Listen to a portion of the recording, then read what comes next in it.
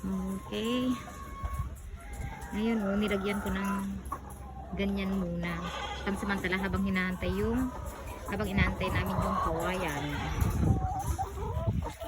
Sana mag-umizek naman. Kasi nung last time, grabe talagang inuud.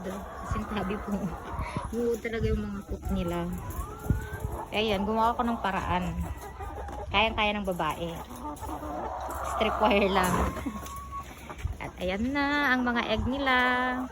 Almost lahat ng cage ay meron ng itlog.